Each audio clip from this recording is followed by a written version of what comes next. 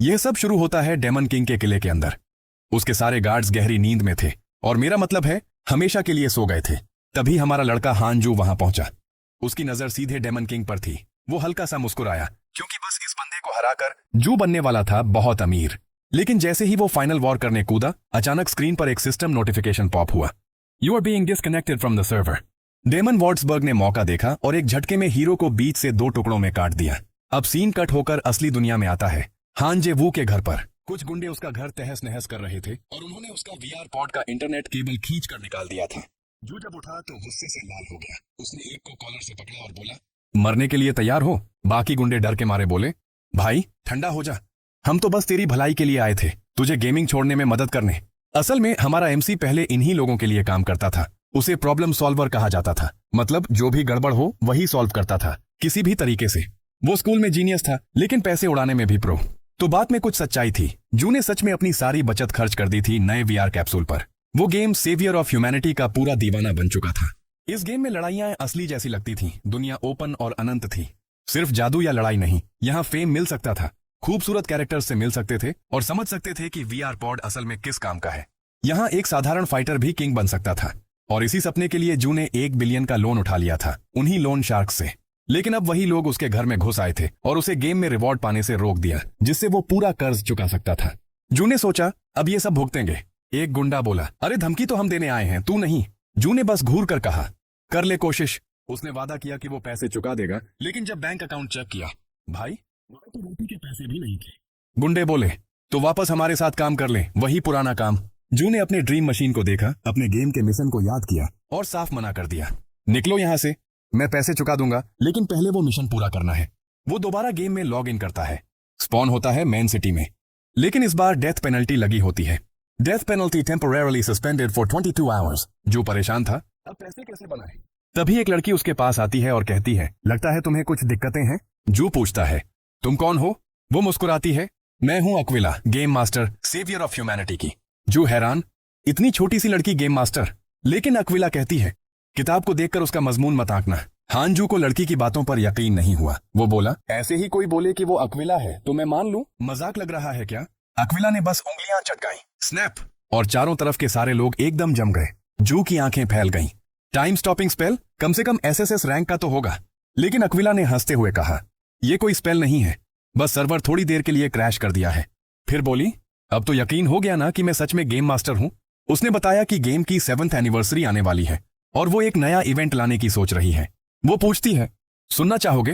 तभी सिस्टम में एक अनाउंसमेंट आता है, a new game world has been opened. Aquila कहती है, पहली बार क्लियर करना है, बिल्कुल नए कैरेक्टर से। जू बोला, लेकिन मेरा पुराना कैरेक्टर तो अभी अधूरा है। अक्विला मुस्कुराती है और कहती है, रिवॉर्ड मिलेगा 25 बिलियन। फिर चुटकी लेते हुए जोड़ती है, अगर डर गया हो तो कोई बात नहीं। बस इतना सुनते ही हान जेवू का ईगो ट्रिगर हो गया।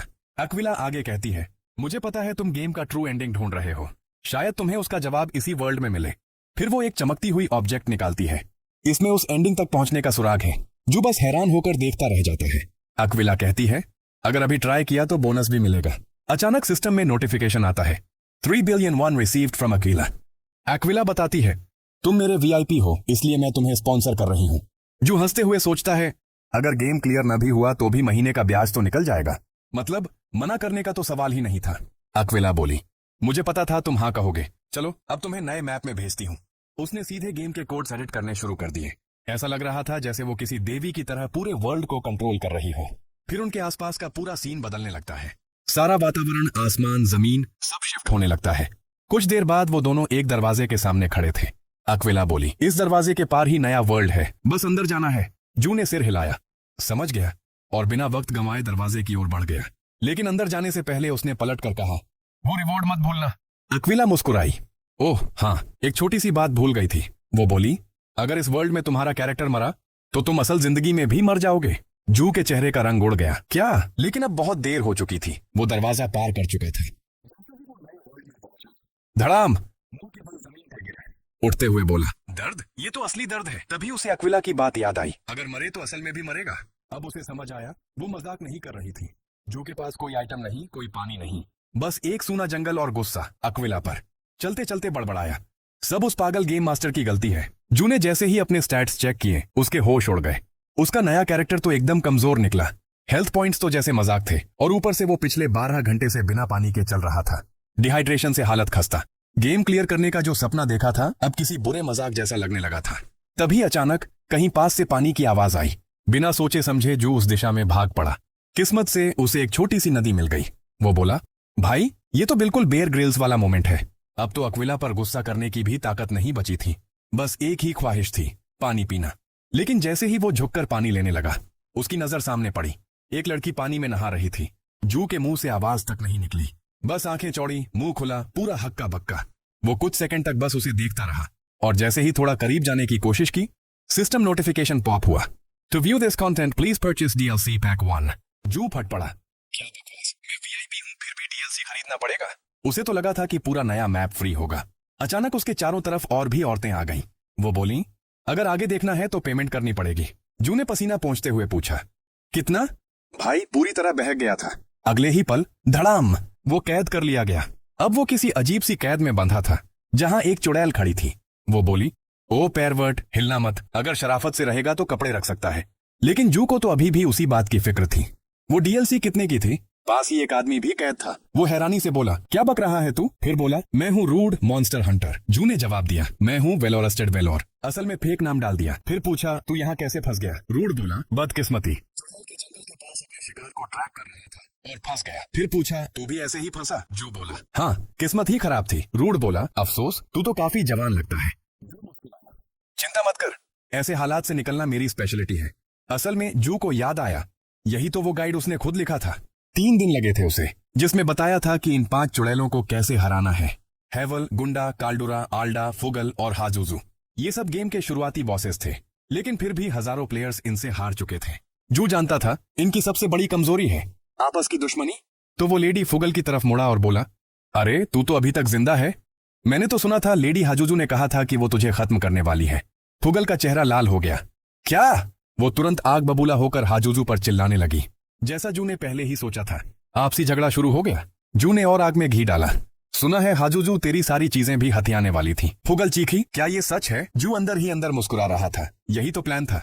हाजुजू गुस्से में बोली, अरे उसकी बातों पर भरोसा मत कर, वो तो कैदी है। फिर ताना मारते हुए फुगल से बोली, और वैसे भी तेरे पास जो पैसा हाल ही में आया है, तू अकेली उसका क्या करेगी?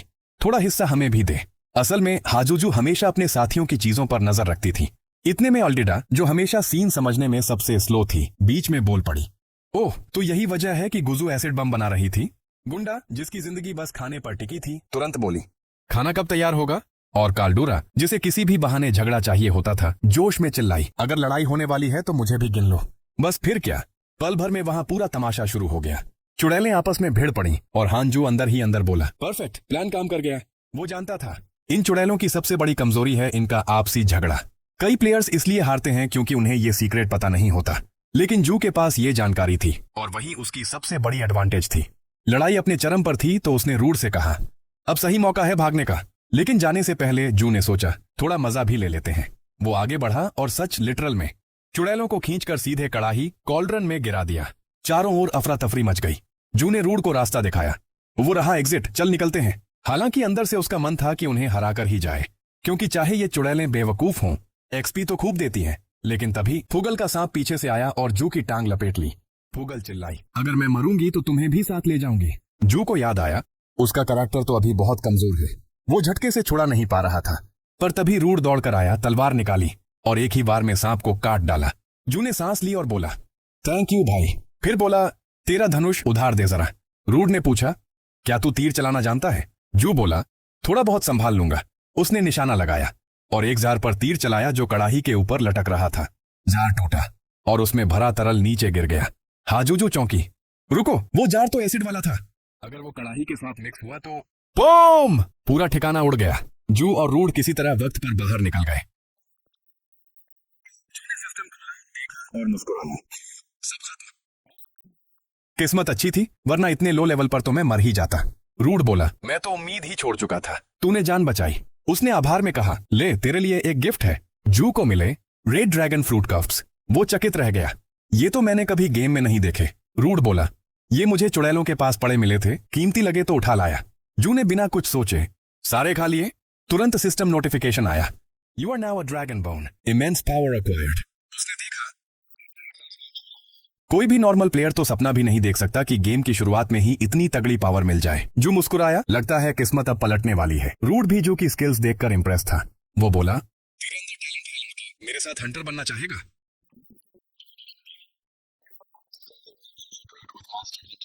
जू को ऑफर अच्छा लगा, लेकिन उसने सिर हिलाया। नहीं, मेरे अपने प्लान हैं। रूड मुस्कुराया, तू तो बड़ा बिजी बंदा लगता है।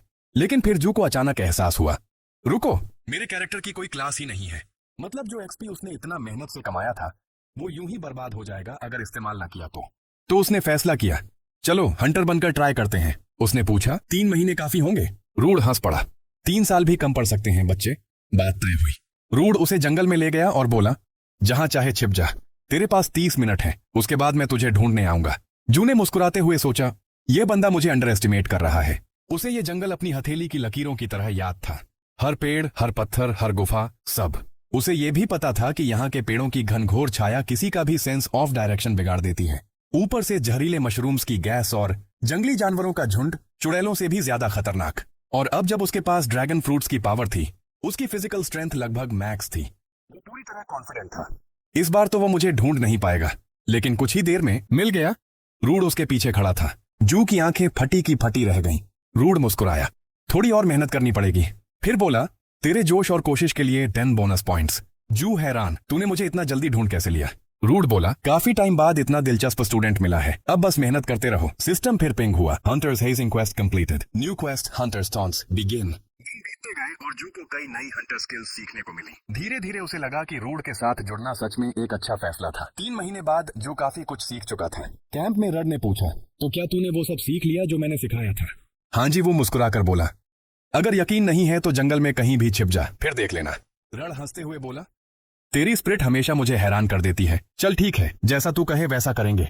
फिर मजाक में जोड़ दिया, लेकिन अगर मैं तुझे 1 घंटे में नहीं ढूंढ पाया तो रात का खाना तू बनाएगा।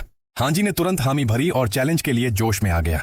कुछ देर बाद जब वो जंगल में छिपा हुआ था, रड खुद से बड़बड़ाया, आखिरकार मुझे एक ऐसा शागिर्द मिला है जिसमें सच में दम है। फिर भी रूड ने सोचा, चलो इस बार ज्यादा मुश्किल नहीं बनाता। वो तय करता है कि अगर वो किसी खड़ी चट्टान पर 1 घंटे के लिए छिप जाए तो उसका शागिर्द उसे ढूंढ ही नहीं पाएगा। लेकिन जैसे ही वो पहाड़ पर चढ़ रहा था, हंजू ने उसका पैर पकड़ लिया। रूड बुरी तरह चौंक गया, क्या तू यहाँ कैसे? इसके बाद वो पेड़ों के बीच छिपने गया, पर कुछ ही मिनटों में फिर पकड़ा गया। फिर उसने कई और जगह ट्राई की, हर बार जू ने उसे ढूंढ निकाला। रूड के मन में सवाल गूंजने लगा, मैंने जो स्किल्स 5 साल में सीखी, ये लड़का 3 महीने में कैसे सीख गया? आखिर में वो एक गुफा में जा छिपा। वो बोला, ये मेरी आखिरी कोशिश है, यहां तो कोई नहीं आएगा। क्योंकि वो गुफा थी हेलहाउंड का ठिकाना। लेकिन वहां भी जू ने उसे ढूंढ लिया। वो मुस्कुराया और बोला, guardian of humanity tip number 1, सोता हुआ हेलहाउंड भूकंप से भी नहीं जागता। फिर उसने पूछा, तो मास्टर अब तो पास हो गया ना? रूड अब भी हैरान था, बस धीरे से बोला, हाँ पास हो गया। गुफा से बाहर निकलते हुए रूड ने कहा, मैंने नहीं सोचा था कोई इतनी जल्दी इतना आगे बढ़ जाएगा। जू ने झट से जवाब दिया, बस अच्छे टीचर का असर है। असल में जू जानता था कि यह सब सिस्टम की मदद से हुआ है, लेकिन उसने वो बात अपने मास्टर को नहीं बताई। वो चाहता था कि रूड को लगे क्रेडिट उसी का है। रूड ने मुस्कुराते हुए कहा, तू सिर्फ टैलेंटेड नहीं है, तेरी मेमोरी भी गजब की है। ऐसा शागिर्द मैंने आज तक नहीं देखा। उसने आगे जोड़ा, मुझे यकीन है तू बहुत आगे जाएगा। अब जब ट्रेनिंग पूरी हो चुकी थी, तो अब क्या करने वाला है वो मिशन वाला काम? जू बोला, पहले थोड़ा पैसा कमाऊंगा, फिर अपनी जर्नी आगे बढ़ाऊंगा। रूड ने कहा, मेरे एक दोस्त हैं, मर्सिनरी हैं, अगर चाहे तो उनके साथ काम कर सकता है। जू ने सोचा, बुरा नहीं है, पैसे भी मिलेंगे, फ्री में ज्वाइन भी कर सकता हूँ, और शायद गेम के गार्डियंस से भी मुलाकात हो जाए। उसने हामी भर दी। रूड ने उसे एक मर्सनरी का बैज दिया और कहा, ये दिखा देना, वो तुझे तुरंत एक्सेप्ट कर लेंगे। दोनों ने एक दूसरे को अलविदा कहा। रूड ने शुभकामनाएं दी, गुड लक हंटर। जू ने पीछे मुड़कर देखा और सोचा, चुड़ैलों को हराना और नई क्लास पाना गेम की शुरुआत के लिए बुरा नहीं था। इस रफ्तार से तो शायद हैप्पी एंडिंग दूर नहीं। उसका अल्टीमेट गोल था गेम का ट्रू एंडिंग खोजना। उसे याद आया कि उसने अक्विला का ऑफर सिर्फ इसलिए स्वीकार किया था क्योंकि उसने वादा किया था वो उसे फाइनल एंडिंग के क्लूज देगी। और सच कहें तो हर पल मौत का डर ही इस गेम का असली रोमांच था। इसलिए वो अब बेसब्री से अक्विला से मिलने का इंतजार कर रहा था। दूसरी ओर अक्विला दूर से सब देख रही थी। वो मुस्कुराई और बोली, लगता है मैंने सही खिलाड़ी चुना है। हंजू वो मेरा परफेक्ट वीआईपी। इसी दौरान एक औरत आगे बढ़ी और बोली, हंजू वो कोई आम बंदा नहीं है। अक्विला ने हंसते हुए छेड़ा, क्या बात है वालेरा, कहीं तुम्हें वो पसंद तो नहीं आ गया? वालेरा ने तुरंत जवाब दिया, मैं एक देवी हूं, इंसानों को इस तरह देखने की मेरी जरूरत नहीं है। अक्विला मुस्कुराई। क्यों नहीं, मुझे तो वो काफी क्यूट लगता है। फिर उसने जोड़ा, वैसे वालपुरा, तुम आजकल बहुत सीरियस हो गई हो। पहले तुम काफी मजेदार हुआ करती थी। वालिरा ने ठंडी सांस भरी। वो जमाना बहुत पहले चला गया। विषय बदलते हुए उसने पूछा, सुना है तुमने हंजू का कर्ज चुका दिया? अक्विला ने सिर हिलाया। हाँ बिल्कुल। वालिरा ने भौहें चढ़ाई। तो फिर उसे बताया क्यों नहीं? क्योंकि उसे ऐसे मेहनत करते देखना मजेदार है। वो जब गेम में जान लगाकर खेलता है तो दिल खुश हो जाता है। वालिरा ने सिर हिलाया। तुम बहुत खराब हो अक्विला। फिर बोली, बताओ, हंजू तुम्हारे किसी बड़े प्लान का हिस्सा है या बस तुम्हारा खिलौना? अक्विला ने मुस्कुराते हुए जवाब दिया, नहीं, हंजू वो एक बहुत प्रॉमिसिंग टैलेंट है और मैं उस पर नजर रखना चाहती हूँ, बहुत करीब से। और दूसरी तरफ हमारा हीरो हंजू वो जंगल में चलता जा रहा था। उसके पैर दुख रहे थे, सांस फूल चुकी थी। वो बड़बड़ाया, ये जंगल तो जान ही ले लेगा, बस 12 घंटे की नींद मिल जाए। लेकिन वो रुक नहीं सकता था क्योंकि सामने ही मर्सिनरी गिल्ड थी। आखिरकार वो फ्रैंकफर्ट पहुंचा और वहां दाखिल हुआ फ्रांसवा टैवर्न में। अंदर जाते ही वेट्रेस ने मुस्कुराते हुए कहा, स्वागत है यात्री। जू बोला, मैं किसी को ढूंढ रहा हूं। वेट्रेस बोली, जरूर बैठिए, मैं टेबल तैयार कर देती हूं। बैठते ही जू ने सोचा, कमाल की जगह है, खाना बढ़िया, माहौल खुशगवार और सबसे बढ़िया, लोग बातों में खुले हुए। मतलब इंफॉर्मेशन लेने के लिए परफेक्ट स्पॉट। और हाँ, वेट्रेस भी काफी प्यारी है। क्या यहाँ कोई रीबस चार्ल्स नाम का बंदा आता है? बस इतना कहते ही पूरा टैवर्न सन्न पड़ गया। एक वेट्रेस फुसफुसाई, उस नाम का जिक्र यहां मत करना। दूसरी बोली, ये बेहद खतरनाक है, मेरे बॉयफ्रेंड ने उससे पंगा लिया था और लौटा तो मम्मी बनकर। बाकी लोग बोले, जो भी उसके रास्ते में आया उसका अंजाम वही हुआ। जू ने माथा पकड़ लिया। रूड ने मुझे आखिर फंसाया किसमें है? वेट्रेस ने डरते हुए कहा, अभी भागो यहां से, वो किसी भी पल आ सकता है। पर उसे क्या पता था, उसी पल रीबस चार्ल्स वहीं आ चुका था। उसकी नजर जू के बैज पर पड़ी। वो बोला, तो तुम ही हो जिसके बारे में मैंने सुना था। मुस्कुराकर बोला, टाइमिंग परफेक्ट है, मैं भी एक नए साथी की तलाश में था। जू का दिल धड़क उठा। भाड़ में गया ये सेटअप। रूड, तूने मुझे क्या मुसीबत में डाल दिया? थोड़ी बातचीत के बाद उसे समझ आ गया, वो फंस चुका है क्योंकि अब उसे ले जाया जा रहा था इलेक्टर प्रिंस और पामूट की सेना के बीच चल रहे युद्ध में। लेकिन हंजू कोई बेवकूफ नहीं था। वो झट से समझ गया कि ये लोग उसे किसी विदेशी सेना में गुलाम बनाकर बेचने वाले हैं। पर भागने के बजाय उसने सोचा, रुको जरा, ये तो मौका है। क्योंकि जिस इलेक्टर प्रिंस के पास उसे ले जाया जा रहा था वो कोई आम आदमी नहीं, गेम गार्डियन था। अगर वो उसके करीब पहुंच गया तो बाकी गार्डियंस के बारे में भी जानकारी मिल सकती थी, यानी खतरा भी और मौका भी। कुछ ही देर बाद ट्रम्पेट्स की आवाज गूंजी। रीबस चार्ल्स बोला, परफेक्ट टाइमिंग, प्रिंस आ चुका है। घोड़ों की टापें, चमकते कवच और सैनिकों की पंक्तियां सन्नाटा चीरती आगे बढ़ी। रीबस बोला, देखो तुम इन लोगों में बिल्कुल फिट बैठोगे। पर हंजू ने भौहें चढ़ाई। ये तो कुछ ज्यादा ही विलेन टाइप लग रहा है। और फिर उसकी नजर पड़ी प्रिंस के साथ चल रही लेडी वॉलपर्गस पर। वो वही थी, उसकी पुरानी साथी, जिसे वो हर बार बचा नहीं पाया था। हर प्लेथ्रू में वही नतीजा, उसकी मौत। प्रिंस ने उसकी तरफ देखा और पूछा, कुछ हुआ क्या? वॉलपर्गस ने हल्की मुस्कान के साथ कहा, नहीं, सब ठीक है। फिर दोनों युद्ध मैदान की तरफ बढ़ गए। रिब्बेस शुल्टेस ने देखा कि वो कुछ परेशान लग रहा है तो पूछा, सब ठीक है? हाँ जी, वो ने कहा, हाँ कुछ नहीं। पर मन ही मन उसने ठान लिया, इस बार चाहे अपनी जान क्यों ना चली जाए, मैं वॉलपर्गस को जरूर बचाऊंगा। कुछ देर बाद वो ट्रेनिंग ग्राउंड पहुंचे। वहां जो कुछ हो रहा था उसे देखकर वो समझ गया कि माहौल काफी टफ है। रीव्स ने बताया कि वो लोग कॉम्बैट के जरिए ग्रुप लीडर्स चुन रहे हैं और ऊपर से इसमें पैसे भी लगे हुए हैं। गर्व और पैसा, दो चीजें जो हांजी को हमेशा मोटिवेट करती थी। लेकिन उसने सोचा कि अभी बस प्रिंस से संपर्क करना ही सही रहेगा, ज्यादा ध्यान खींचना नहीं चाहिए। रीव्स हालांकि उसे किसी भी हालत में ट्रायल में शामिल करना चाहता था। उसका कहना था, रड ने तुम्हें ऐसे ही नहीं भेजा, उसे तुम्हारे अंदर कुछ तो दिखा है।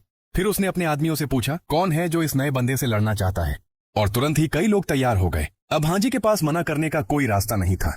सो उसने ठान लिया, अगर लड़ना ही है तो जीतना ही होगा, चाहे उसे अपनी ताकत इस्तेमाल करनी पड़े। उसका पहला प्रतिद्वंद्वी था मैक्स। मैक्स ने उसे देखकर हंसते हुए कहा, तेरा ये दुबला पतला शरीर देखकर तो लगता है एक मुक्का काफी रहेगा। रीव्स ने पूछा, दोनों तैयार हैं? दोनों ने हाँ कहा और लड़ाई शुरू हो गई। मैक्स ने झपट्टा मारा, लेकिन हांजी ने सिर्फ एक वार में उसे निःशस्त्र कर दिया। सब लोग हैरान रह गए। मैक्स तो उनके सबसे ताकतवर लड़ाकों में से एक था। लेकिन हांजी की ये जीत देखकर बाकी डरे नहीं, बल्कि और भी ज्यादा जोश में आ गए। अब लगभग हर मर्सिनरी उसे चैलेंज करने को तैयार था। और बेचारा हांजी वो सोच रहा था, अब तो हर कोई मुझसे लड़ना चाहता है, ये मैं क्या फंस गया। तो अब हंजू के पास कोई और रास्ता नहीं बचा था, एक एक करके सबको हराना ही पड़ेगा। और उसने सोचा, ठीक है, ये भी बढ़िया है, इससे तो मेरे एट्रीब्यूट्स बढ़ेंगे। फिर सामने आया एक और बंदा, मेरा नाम है शार्लेट। बाकियों से अलग वो बोला, मैं किसी नए बंदे से हारने वाला नहीं हूं। हंजू ने मन ही मन सोचा, यार अब बस करो, थोड़ा आराम चाहिए था। लेकिन तभी उसे झटका लगा, लॉग आउट का ऑप्शन ही गायब था। वो समझ गया ये अक्विला की चाल है, अब चाहे जो हो आराम का कोई चांस नहीं। हंजू ने ठान लिया, अगर करना ही है तो बढ़िया से करते हैं। और फिर उसने एकदम सटीक जूडो थ्रो लगाया। शार्लेट सीधा जमीन पर। भाई तू तो भारी निकला, वो बड़बड़ाया। उसकी ये जीत देखकर मर्सिनरी लीडर तक इंप्रेस हो गया। बाकी सब सोचने लगे ये बंदा आखिर है कौन, और अब सब उससे लड़ना चाहते थे। हंजू के चेहरे पर बस एक ही रिएक्शन, भाई अब तो बख्श दो। तभी रीबस ने ऊंची आवाज में कहा, सब पीछे हटो, नए बंदे को आराम दो। हंजू ने चैन की सांस ली, आखिरकार थोड़ा रेस्ट। पर अगले ही पल रीबस बोला, अब से यही हमारा लीडर होगा, इसका नाम होगा वेलोरस्टेड वेलोर। हंजू, भाई क्या? अब सबकी तैयारी शुरू हो गई आने वाली जंग के लिए। रीबस ने अपनी सेना को आदेश दिया, अटैक। और बस मर्सिनरीज चीखते हुए दुश्मनों की ओर भागे। दूसरी तरफ ट्रोल्स की सेना खड़ी थी, डरावनी, विशाल और गुस्से से भरी। पर हंजू ने वक्त बर्बाद नहीं किया, सीधा बीचों बीच कूद गया। उसे लगा वो अब इलेक्टर प्रिंस की फोर्सेस के साथ है। रीबस ने बताया था, हमारा दुश्मन है डेमन किंग किस्म की ऑर्क आर्मी। मिशन सिंपल है, दुश्मन के कमांडर का झंडा छीनना। प्लान साफ था, फ्रंट लाइन तोड़ो, फिर डिफेंसिव लाइन को तबाह करो। लेकिन रीबस ने चेतावनी दी थी, ऑनर्क्स बहुत स्ट्रांग होते हैं, डिसिप्लिन और कोऑर्डिनेशन दोनों में कमाल। अब वेलोरस्टेड वेलोर सोच रहा था, ये क्या मजाक है यार, मैं लीडर कब से बन गया? असल में उसका प्लान था, थोड़ा नाम कमाओ, कुछ मिलिट्री मेरिट लो, फिर चुपचाप निकल लो। ऑर्क्स के कैंप में हड़कंप मच गया। एक सिपाही दौड़ता हुआ अपने कप्तान के पास पहुंचा। सर, हमारे स्पीयरमैन कट रहे हैं। कप्तान बोला, नामुमकिन, वो हमारे बेस्ट हैं। उसने दूरबीन उठाई और देखा, हंजू की मर्सिनरी यूनिट उनके स्पीयरमैन को धूल चटा रही थी। कप्तान चिल्लाया, लाइन बनाओ, मुस्केट्स तैयार करो। हंजू ने देखा और मुस्कुराया, मुस्केट्स बहुत स्लो हैं यार, रिलोडिंग में ही टाइम निकल जाएगा। जैसे ही ऑर्क्स ने फायरिंग लाइन बदली, वो चिल्लाया, अब मौका है अटैक। धूल, खून और चिल्लाहट के बीच वेलोरस्टेड वेलोर ने मैदान हिला दिया। एक ऑर्क को यकीन नहीं हो रहा था कि उसके सिपाही इतने कमजोर इंसान के हाथों मारे जा रहे हैं। वो जानता था कि अगर इंसानों की बढ़त रोकनी है तो उसे खुद आगे बढ़ना होगा। आखिर वो अपने कबीले के गौरव का झंडा थामे हुए था, लेकिन झंडा उठाए वो ऑर्क ज्यादा देर टिक नहीं पाया। आखिरकार भाड़े के सैनिकों का ग्रुप जीत गया और हमारे प्रोटैगनिस्ट ने वो झंडा कब्जे में ले लिया। उसे बस थोड़ा और टिके रहना था ताकि उसे वो मिलिट्री मेरिट मिल सके। तभी उसका साथी दौड़ता हुआ आया, बुरी खबर के साथ। बाकी की फौज पीछे हट रही थी, ऊपर से ऑर्क की मदद के लिए नई टुकड़ी पहुंच चुकी थी। ये देखकर प्रोटैगनिस्ट घबरा गया, उसे लगा था जीत बस हाथों में है। लेकिन बाकी सब क्यों भाग गए? उसके एक आदमी ने पूछा, अब क्या करें सर? पूरे ग्रुप को चारों तरफ से घेर लिया गया था। दूसरी तरफ ऑर्क का छिपा हुआ चीफ, महान जनरल कैलन, उसने इंसानों से कहा कि अगर वो झंडा छोड़कर पीछे हट जाए तो वो उनकी बहादुरी की कद्र करेगा और जान बख्श देगा। लेकिन हमारा हीरो ठहाके मारकर बोला, ऑर्क के वादे पर कौन भरोसा करता है? तुम्हारा झंडा तो अब हमारे काम आएगा। ये सुनकर जनरल कॉल गुस्से से दहाड़ा, हमारे पवित्र झंडे का अपमान करने की हिम्मत कैसे की तूने? हंजू शांत होकर बोला, जंग में कोई नियम नहीं होते, जीतने के लिए हम कुछ भी करने को तैयार हैं। इतना सुनते ही ऑर्क्स ने फॉर्मेशन ले ली और आग का गोला बरसाना शुरू कर दिया। इंसान बुरी तरह फंस चुके थे। सिस्टम ने प्रोटैगनिस्ट को चेतावनी दी, इंटिमिडेशन फेल्ड। लेकिन हंजू समझ नहीं पाया क्योंकि हर बार गेम्स में उसकी ये ट्रिक काम करती थी। अब उसके सैनिकों का मनोबल टूट चुका था। सबको पता था कि जनरल कॉल जैसे ताकतवर ऑर्क से भिड़ना आसान नहीं। खुद हांजू भी पहली बार असहाय महसूस कर रहा था। तभी उसके दिमाग में पिछले लड़ाइयों की झलक आई और उसे याद आया कि अगर वो यहाँ मरा तो रियल लाइफ में भी सब खत्म हो जाएगा। अचानक हंसने लगा। उसके सैनिक पूछने लगे, ये पागल हो गया है क्या? लेकिन तभी वो बोला, शार्लेट की ट्रम्पेट लाओ। साथी ने कहा, उससे कुछ नहीं होगा, कोई रीइंफोर्समेंट नहीं आने वाला। पर हांजू बोला, मुझे पता है मैं क्या कर रहा हूँ। उसने जोर से ट्रम्पेट बजाई, मगर दिशा पूरी उलटी थी जहां से उनके साथी भाग चुके थे। साथी बोला, गलत दिशा में क्यों? हंजू मुस्कुराकर बोला, मुझे पता है अगर अक्विला में जरा भी सम्मान बचा है तो वो मुझे ऐसे नहीं छोड़ेगी। आखिर मैं उसका वीआईपी हूँ। उधर ऑर्क जनरल ने अपने स्पीयरमैन को आगे बढ़ने का आदेश दिया। एक दुश्मन योद्धा बिजली की तरह हंजू की तरफ झपटा, भाला सीधा उसकी छाती की ओर। लेकिन ठीक उसी पल वो योद्धा किसी अदृश्य वार से जमीन पर गिर पड़ा और फिर कोई और शख्स मैदान में उतर आया। तभी आसमान से एक चमक उतरती है। वालपेरगस आ चुकी थी, एक यूनिकॉर्न पर सवार, मानो खुद रोशनी का देवदूत उतरा हो। उसने तुरही की आवाज सुनी थी और अब वो इंसानों का हौसला बढ़ाने आई थी। जोर से चिल्लाई, तलवारें नीचे मत करो, ये लड़ाई अभी खत्म नहीं हुई है। दूसरी तरफ ऑर्क लीडर ने अपने सिपाहियों को रोक दिया। उसने आदेश दिया, कोई बीच में मत आए, ये अब नोबल्स की द्वंद्व युद्ध है, सम्मान की लड़ाई। वालपेरगस मुस्कुराई और बोली, ईमानदार हो पर लायक नहीं। फिर बिना वक्त गंवाए उसने अपने विरोधी पर हमला कर दिया। दोनों के बीच एक जबरदस्त टकराव शुरू हुआ। तलवारों की गूंज से पूरा मैदान हिल गया। प्रोटैगनिस्ट हांजू उस लड़ाई को देखते हुए पूरी तरह मंत्रमुग्ध था। कहानी के इस शुरुआती दौर में भी वल्पेर्गस की ताकत अविश्वसनीय थी। वल्पेर्गस हर बार के साथ और भी तेज और भी घातक होती जा रही थी। ओनर खांफते हुए बोला, काउंटेस के पास तो न सिर्फ तलवारबाजी बल्कि बेहतरीन हैंड टू हैंड स्किल्स भी हैं। क्या तुम वलेर्गा की बहन हो? वल्पेर्गस ठंडे स्वर में बोली, मैं बस ईश्वर की सेवा करती हूँ और समय बर्बाद करना पसंद नहीं। फिर उसने आखिरी बार हमला किया, बिजली सी तेजी से। जनरल कॉल के पास बचने का कोई मौका नहीं था। वो मुस्कुराते हुए बोला, शानदार लड़ाई थी। और उसी पल जमीन पर ढेर हो गया। उसके सैनिक अपने गिरे हुए कप्तान को उठाकर पीछे हट गए। हंजू के साथ ही हैरान थे, इतना ताकतवर जनरल और वो भी एक ही वार में खत्म। हंजू समझ गया, यही है असली ताकत लेडी वल्पेर्गस की। वल्पेर्गस उसके पास आई और बोली, क्या तुम इन भाड़े के सैनिकों के लीडर हो? मैंने तुम्हारा साहस दूर से महसूस किया। फिर उसने औपचारिक रूप से अपना परिचय दिया। प्रोटैगनिस्ट मुस्कुराकर बोला, मैं हूं वेलर स्टेड वेलर। वो बोला, अगर आप समय पर नहीं आती तो हम सब मारे जाते। लेकिन मन ही मन उसने सोचा, अब मैं स्टील इलेक्टर नहीं हूं, मुझे अब बहुत संभल कर चलना होगा। उसी वक्त उसके साथी आए, दुश्मन का झंडा लेकर। उन्होंने वो झंडा वेलर स्टेड वेलर को सौंप दिया। आखिर वो लीडर था। पूरा ग्रुप उसके लिए चिल्लाने लगा और वेलर स्टेड ने झंडा उठाकर गर्व से कहा, अब ये झंडा हमारा है। कई दिन बाद फ्रांसवाज टैवर्न में माहौल थोड़ा हल्का था। वहीं एक नन्ही लड़की अंदर आई, किसी को ढूंढते हुए। शार्लेट कहाँ है? प्रोटैगनिस्ट उसे देखकर थोड़ा ठिठक गया। उसकी चोटों पर नजर डालकर लड़की बोली, फिर से किसी जंग में गए थे क्या?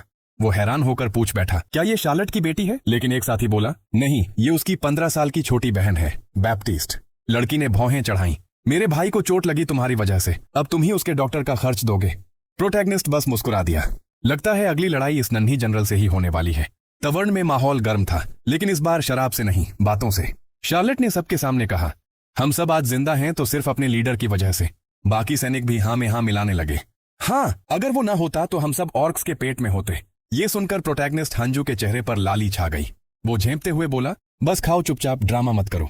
तभी तवर्ण का दरवाजा खुला। अंदर आई लेडी वल्पेर्गस अपनी शाही चाल और ठंडी निगाहों के साथ। पूरे हॉल में सन्नाटा छा गया। हंजू पूरी तरह चौंक गया। वो यहाँ, काउंटेस खुद। थोड़ी देर बाद वल्पेर्गस ने उसे साथ चलने को कहा। गंतव्य हारहाइम का एडवांस्ड बेस। रास्ते में उसने बताया, स्टील इलेक्टर ने खुद तुम्हें बुलाया है। वो तुम्हें मिलिट्री ऑनर देने वाले हैं। किसी भाड़े के सैनिक के लिए यह सबसे ऊंचा सम्मान होता है। हंजू को लगा वल्पेर्गस कुछ बदली हुई है। वो खुद इस सम्मान से ज्यादा खुश लग रही थी। काउंटेस ने कहा, यह सैनिक तुम्हारी वजह से जिंदा है। अगर तुमने वो कदम ना उठाया होता तो कोई नहीं बचता। तुमने सिर्फ अपने लोगों को नहीं, साम्राज्य के नागरिकों को भी बचाया है। ये सुनकर हंजू को एक पुरानी याद झकझोर गई। वो पल जब वल्पेर्गस ने एक अजीब हालात में उसकी जान बचाई थी।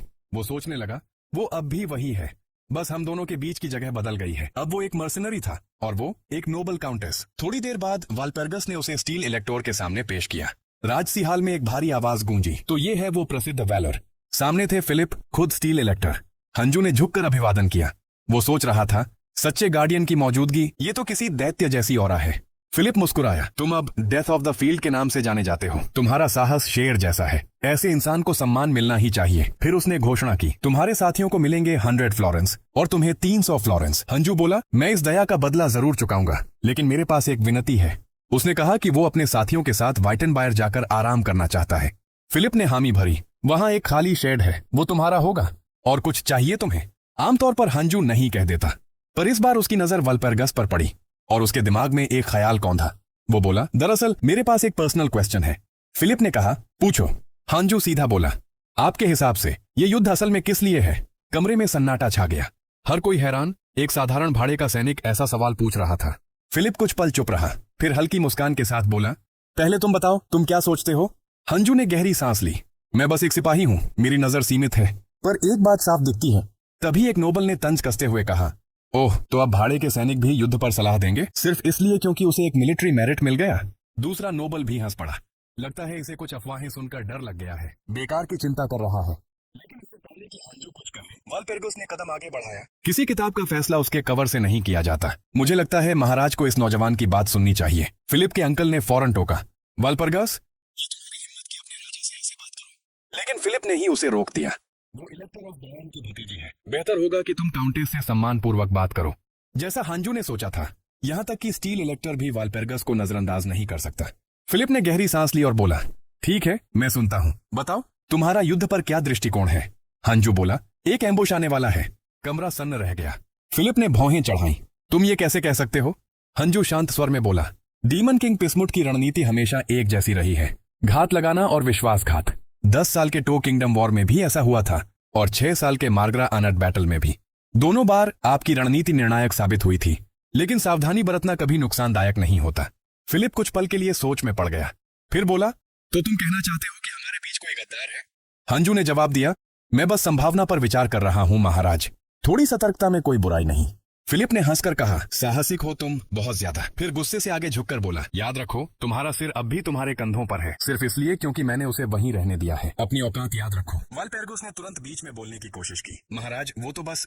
लेकिन हंजू खुद पीछे हट गया। वो झुका और बोला, मेरी गलती थी, क्षमा करें, मैं अनुमति चाहता हूँ यहाँ से जाने की। वो मुड़ा और कमरे से बाहर चला गया। उसके मन में बस एक ही विचार घूम रहा था, स्टील इलेक्टर पहले इतना अहंकारी नहीं था, आखिर क्या बदल गया? कुछ बड़ा गलत हो रहा है। पहले रेड ड्रैगन फ्रूट समय से पहले आ गए, अब वालपर्गस भी कहानी की लाइन से पहले आ गई थी। सब कुछ गड़बड़ था। यह दुनिया अब उस जैसी नहीं रही जैसी उसे याद थी। तभी पीछे से एक जानी पहचानी आवाज आई। वालपर्गस दौड़ते हुए उसके पास आई थी, सांसें तेज पर मुस्कान वही शाही सी। हंजू मुस्कुराया, तो तुम मेरे पीछे दौड़ी, क्या तुम चिंतित थी? वालपेरगस ने हल्के से सिर हिलाया। हाँ, फिलिप के शब्दों के लिए माफी चाहती हूँ। अगर तुम्हें किसी भी चीज की जरूरत हो मैं मदद करूंगी। इतनी काइंडनेस देखकर हंजू थोड़ा शर्मिंदा हो गया। उसके दिमाग में अजीब अजीब ख्याल आने लगे। अगर वो सच में कुछ भी करने को तैयार है, लेकिन वो खुद ही मुस्कुराकर उस ख्याल को झटक देता है। वो बोला, ठीक है तो फिर मुझे बस 2 चीजें चाहिए, एक क्विल और एक पिस्टल। हैंजेवू अपने सपने के बारे में बताता है, उसे शूरवीर बनना है और इसलिए उसने जो चीजें मांगी हैं उनसे वो घुड़सवारी सीखना चाहता है। ये सुनकर वालपीरस हैरान रह जाती है। वो कहती है कि उसने इससे बेहतर कोई नहीं देखा। फिर वह झट से माहौल समझती है और कहती है कि यहाँ ऐसी बातें करने की जगह नहीं है, चलो कहीं प्राइवेट चलते हैं। उसकी ये खुशमिजाजी देखकर हान के चेहरे पर भी चमक आ जाती है। कुछ देर बाद हारहाइम पीक के युद्ध क्षेत्र में स्टील के इलेक्टोर की सेना सामने खड़ी है डीमन किंग पिसमुट की फौज के। फिलिप गरजता है, आज ही वो दिन है जब मैं तुम्हें खत्म कर दूंगा। लेकिन पिसमुट बस हंस देता है। तभी उसका एक साथी आगे आकर बताता है कि सारी तैयारियां पूरी हो चुकी हैं। साथ ही ये भी कह देता है कि उस औरत का इस्तेमाल करना ठीक नहीं है। वो चेतावनी देता है कि अगर इलेक्टोर पकड़ में आ गया तो वो बड़ा हथियार साबित होगा, इसलिए किसी पागल के हाथ में इतनी जिम्मेदारी नहीं देनी चाहिए। लेकिन डीमन लॉर्ड अपनी बात पर अड़ा रहता है। वो कहता है कि वो जानता है कि वो औरत खतरनाक है, लेकिन उसने हमेशा लाइन में रहकर काम किया है। वो ये सोचकर ही कांप जाता है कि अगर वो सच में लाइन पार कर दे तो क्या होगा। उसी दौरान वो औरत, उसकी खतरनाक सर्वेंट, अपने मालिक के सामने आती है। डीमन मास्टर उसे सराहता है और साथ ही कहता है कि थोड़ा हाथ हल्का रखे, लेकिन वो बेफिक्र होकर कहती है, मैं हमेशा लिमिट जानती हूँ। दूसरी तरफ हमारा प्रोटैग हंजू अपने घोड़े फिली के साथ ट्रेनिंग में लगा है। फिली बेहद फुर्तीला है, एकदम ड्यूलिंग हॉर्स लेवल का। हंजू समझ जाता है कि ये घोड़ा वाकई हाउस बायरन की लेडी का ही हो सकता है। उस लेडी ने उसे एक महंगा सा पोषण भी दिया था जो किसी को भी पूरी तरह रीजनरेट कर देता है।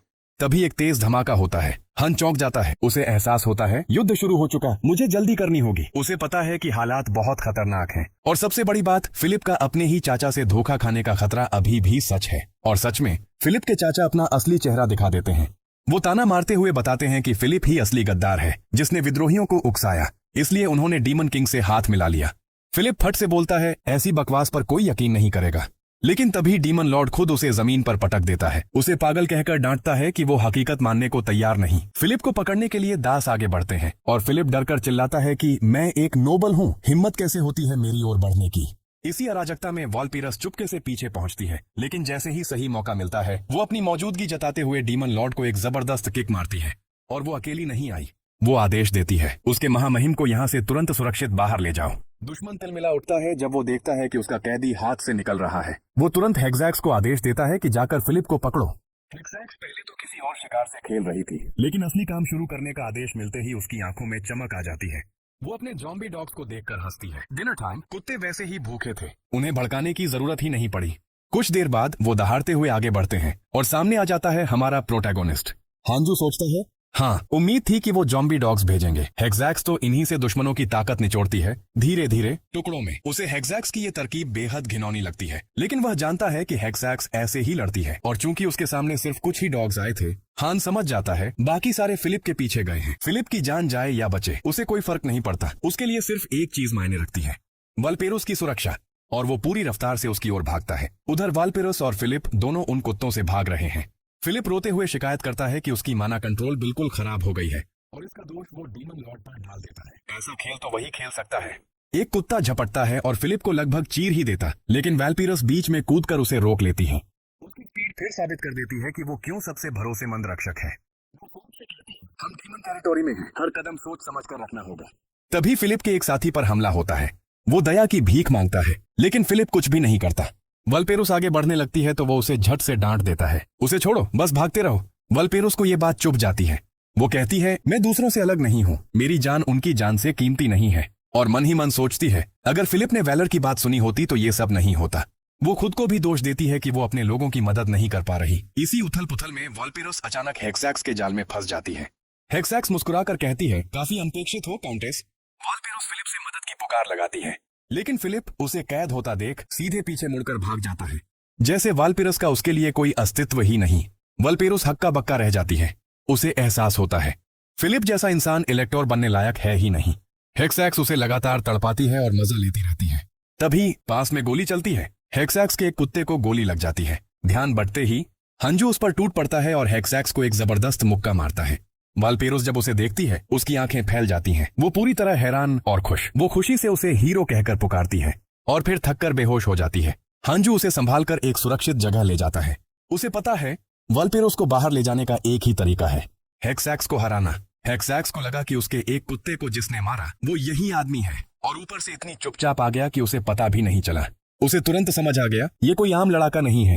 हंजू मुस्कुराकर कहता है, तुम जरा भी नहीं बदली हेक्सैक्स। हेक्सैक्स चौंक जाती है। हम पहले कहाँ मिले? हंजू ठंडे अंदाज में जवाब देता है, तुम जैसी खलनायिका की शक्ल भला कौन भूल सकता है। हेक्सैक्स उसकी बंदूक देखकर कहती है, वाह बढ़िया हथियार है, रेंज भी अच्छी, लेकिन निशाना सही रखना, नहीं तो मेरी चाबुक पहुंचेगी तुम्हारी गर्दन तक। हंजू समय बर्बाद नहीं करता, सीधा फायर करता है, लेकिन गोली सिर्फ उसकी केप छूकर निकल जाती है। हेक्सैक्स झट से अपनी चाबुक फेंकती है और लपेट लेती है उसी की गर्दन पर। वो उसे अपनी तरफ खींचती है और एक जबरदस्त हेडबट मारकर उसे हवा में उड़ा देती है। हेक्सैक्स हंसती है।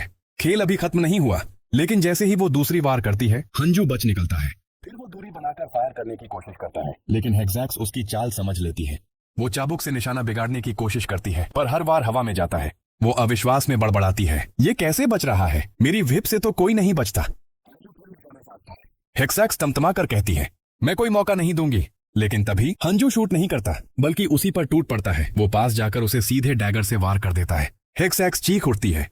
तभी हंजू तंज कसता है, कैसा लगा मेरा डैगर हेक्सैक्स? हेक्सैक्स को एहसास होता है कि उसने उसकी बंदूक पर इतना ध्यान दिया कि खुद एक आंख खो बैठी। वो तुरंत अपनी डिमोनिक विंग्स फैलाती है। लड़ाई जारी रखना चाहती हूँ, वो कहती है, लेकिन इस बार टालना पड़ेगा। हंजू मुस्कुराकर चिढ़ाता है, भाग रही हो? हार का डर लग रहा है? हेक्सैक्स गुर्राती है, मैं उकसावे में नहीं आने वाली, करीबी लड़ाई मेरी कमजोरी है। हंजू जवाब देता है, और मेरे पास डिस्टेंस वेपन भी है। हेक्सैक्स शेखी बघाड़ती है, मैं गोलियां आसानी से चकमा दे सकती हूँ। लेकिन जैसे ही वो फोकस करती है, उसे एहसास होता है कि एक आंख जाने के बाद उसकी डेप्थ सेंस बिगड़ गई है। हंजू फायर करता है और इस बार गोली सीधा उसके शरीर में धंस जाती है। वो शांत आवाज में कहता है, चमगादड़ मारनी हो तो सीधे निशाने से मारो। हेक्सैक्स तड़पती है और हंजू हंस देता है, आखिर तुम्हें असली दर्द का स्वाद तो मिला, अब देखूं मरने पर क्या लूट गिराओगी। हेक्सैक्स मरते मरते उसे रिझाने की कोशिश करती है, लेकिन हंजू का दिल बर्फ का है। उसकी चाल बिल्कुल बेअसर साबित होती है। हंजू अपनी जीत से मिले आइटम उठाता है, काफी अच्छे लूट, लेकिन उसके मन में एक ही बात है, वल्पेरुस की जान। वो तुरंत हीलिंग पोशन उठाकर उसकी तरफ दौड़ता है। वो ध्यान से पोषण की निर्देशिका पढ़ता है और समझता है कि इसे सीधे घाव पर लगाना होगा। वल्पेरुस को बचाने के लिए हंजू को उसका आर्मर हटाना पड़ने वाला था। वो गहरी सांस लेकर खुद को समझाता है, मैं ये सिर्फ उसकी जान बचाने के लिए कर रहा हूं, बस, और कुछ नहीं। वो ध्यान एकदम केंद्रित करता है। वो याद करता है बचपन में ही उसके पिता बीमारी से चल बसे। कुछ ही समय में उसकी मां भी कड़ी मेहनत से ढह गई और इस तरह 18 की उम्र तक हंजू पूरी तरह अकेला हो गया। 22 साल का होते होते उसे नौकरी मिली, हनमदोंग में डेप्ट कलेक्टर की। बाहर से वो कड़क बनता था, लेकिन सच में वो कर्जदारों पर अक्सर नरमी दिखाता था। उसी काम के दौरान उसकी मुलाकात एक ऐसे क्लाइंट से हुई जो वीडियो गेम खेलकर कमाई करता था। उसने दावा किया कि एक बड़ा मिशन पूरा होते ही वो सारा कर्ज चुका देगा। ये सुनकर हंजू को उत्सुकता हुई, कैसे कोई गेम खेलकर पैसा कमा सकता है। उस लड़के ने उसे गेम की दुनिया समझाई, एक विशाल यूनिवर्स, हजारों प्लेयर्स, खूबसूरत कैरेक्टर्स जो असलियत से भी बेहतर लगते थे। वो बोला, आरपीजी तो है, लेकिन इसमें मिशन पूरे करोगे तो सच में पैसा मिलता है। हंजू को यकीन नहीं हुआ, लेकिन लड़के ने उसे खुद ट्राई करने का न्योता दिया। पहले तो हंजू ने बहाना बनाया, टाइम नहीं है, लेकिन तभी उसका अगला अपॉइंटमेंट कैंसिल हो गया और अचानक पूरा दिन खाली पड़ा था। वो पहली बार वीआर कैप्सूल में लॉग इन करता है और बस दंग रह जाता है। दुनिया इतनी हकीकत जैसी थी कि उसे शक होने लगा, क्या मैं सच में गेम के अंदर हूँ? एक स्ट्रीट वेंडर दिखा, इतना असली कि हंजू ने उसे छूकर देखने जैसे ही उसने एनपीसी का चेहरा छुआ, वेंडर भड़क गया। पहले पैसे दिखाओ तब मिलेगा फल। तभी स्क्रीन पर पहली बार सिस्टम नोटिफिकेशन पॉप हुआ। उसके पास सिर्फ 10 फ्लोरेंस थे। हंजू सोचता है गेम आसान नहीं होने वाला। तभी एक छोटा बच्चा आता है। उसे एक सेब चाहिए था, लेकिन उसकी माँ के पास पैसे नहीं थे। हंजू पूछता है, एक सेब का कितना? वेंडर कहता है 1 फ्लोरेन। वो बिना कुछ सोचे सेब खरीदता है और बच्चे को दे देता है। माँ हकबकाकर उसे शुक्रिया कहती है, आपको मेरे बच्चे पर पैसे खर्च करने की जरूरत नहीं थी। हंजू को पता चलता है 1 फ्लोरेन औस एक दिन का खाना। और जैसे ही वह माँ बेटे को जाता देखता है, उसके अपने बचपन की यादें ताजा हो जाती हैं। उसका वो वक्त जब वो अपनी माँ के साथ सड़क पर घूमता था और हर बार उस दुकान के बाहर खड़े होकर रोस्टेड चिकन को बस देखता रह जाता था। धीरे धीरे वो गेम की दुनिया में खोता गया। वो उसकी थेरेपी बन गई। रियल लाइफ की थकान, गुस्सा, दर्द सब वो गेम में उतार देता था। वास्तविक दुनिया में बस उठना, काम करना, घर लौटना। लेकिन गेम में वो सच में जीता था। और देखते ही देखते 5 साल बीत गए। 5 साल जो उसने लगभग पूरी तरह इस गेम में गुजारे। एक मौके पर गेम के अंदर ही हांजू की पहली बार मुलाकात डचेस वेलपरगस से होती है।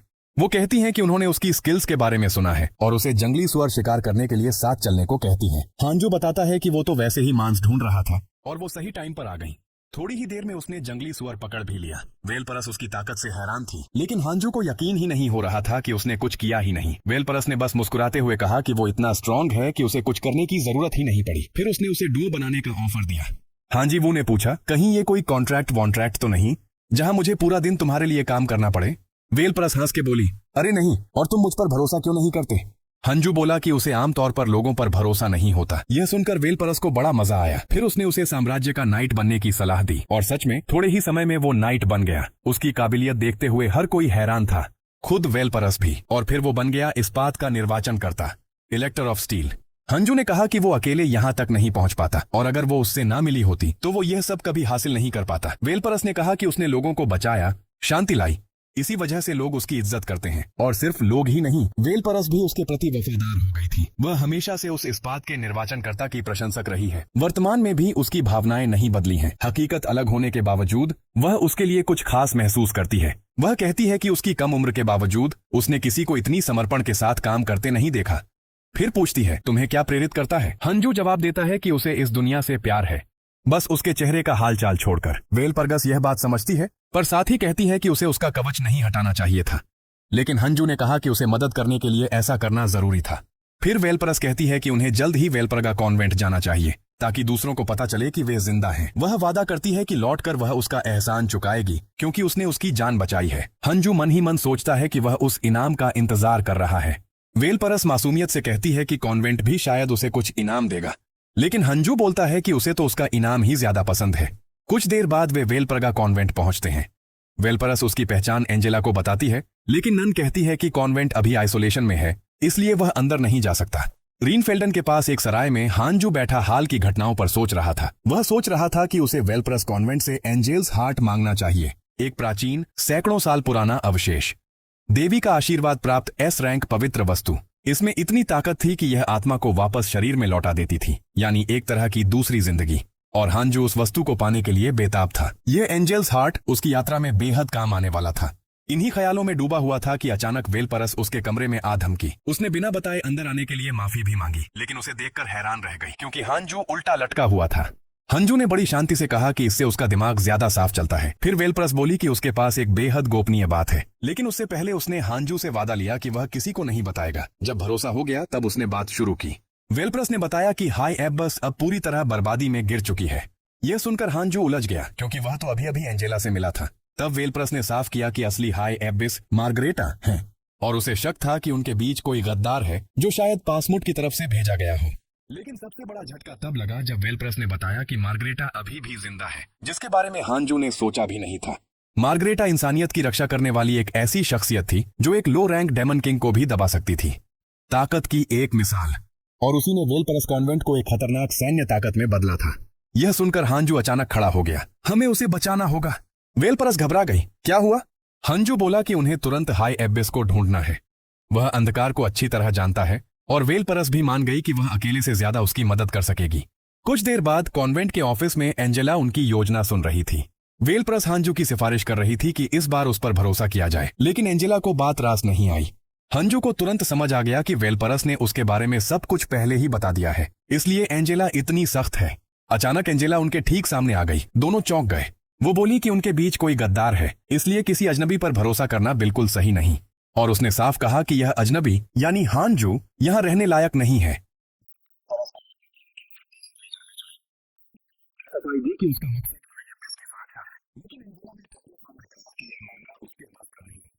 हानजू भी पीछे हटने वाला नहीं था। उसने बोल दिया कि वह gospel of the seven demons पढ़ चुका है। यह सुनकर एंजेला के होश उड़ गए।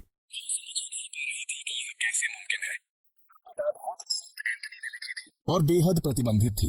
हंजू ने बताया कि उस ग्रंथ में 7 दानवों का विवरण है जो इस दुनिया से मोहरबंद और निर्वासित किए गए थे, जिनमें डेथ भी है, अंधकार की सबसे खतरनाक शक्तियों में से एक। एंजेला ने चेतावनी दी कि इन नामों को जोर से लेना भी भारी विपत्ति बुला सकता है, इसलिए ऐसे मामलों पर बात करना भी जोखिम भरा है। फिर भी हांजू ने उससे विनती की कि वह उस पर भरोसा करे। वह अंधकार को पीछे धकेलना जानता है। आखिरकार कोई और रास्ता न होने के कारण एंजेला मान गई, लेकिन एक शर्त पर। यह सब राज रहेगा, और अगर उसने किसी से इसका जरा सा भी जिक्र किया तो एंजेला ने कसम खाई कि वह उसे नरक जाकर वापस आने जैसा हाल कर देगी।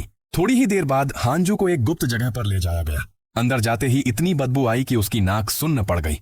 उसने यह गंध एंजेला की टेबल के पास भी महसूस की थी, लेकिन यहाँ तो हालत और भी खराब थी। हंजू ने कभी मार्गरेटा का चेहरा नहीं देखा था, लेकिन उसकी ताकत की कहानियां जरूर सुनी थी। कहती थी कि वो दोनों तरफ से 1-1 टन लेग प्रेस कर सकती थी। वेलप्रस ने उसकी घबराहट भांप ली और उसे थोड़ा ढाढ़स बंधाया। फिर हांजू ने पूछा कि क्या वह भी अन्य ननों जितना तगड़ा शरीर बनाना चाहती है।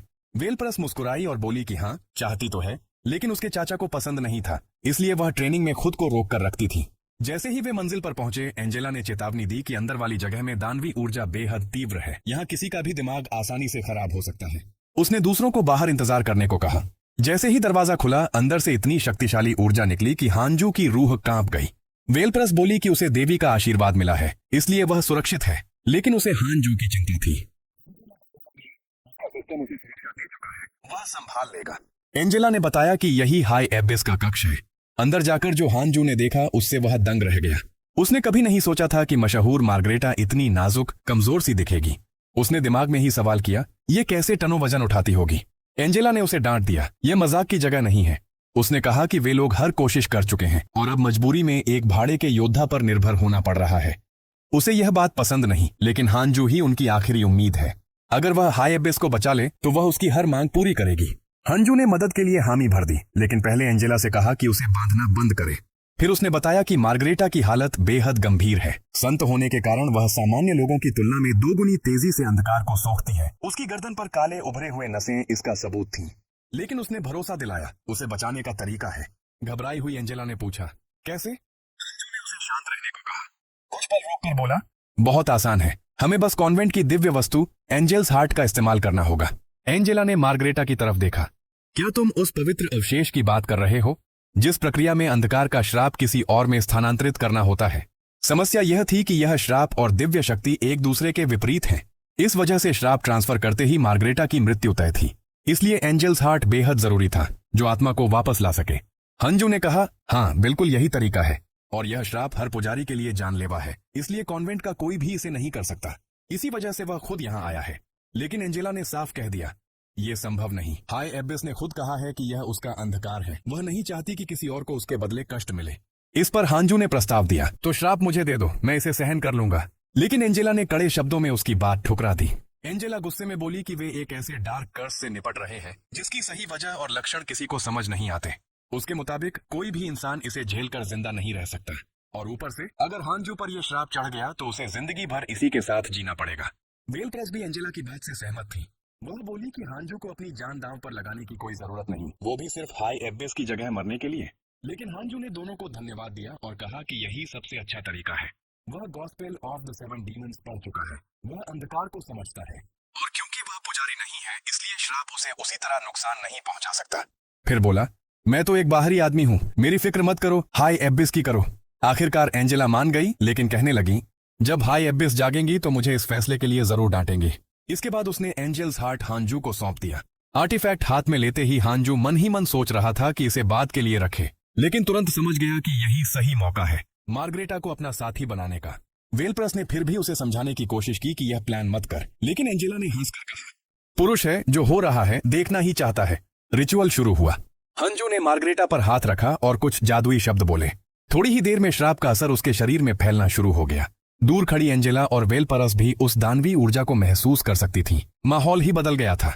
इसी दौरान हानजू एक दूसरी दुनिया में पहुंच गया, एकदम पूरी तरह से अंधकार से भरी हुई जगह। उसे पता था कि उसे इस अंधकार के स्रोत को खोजना होगा।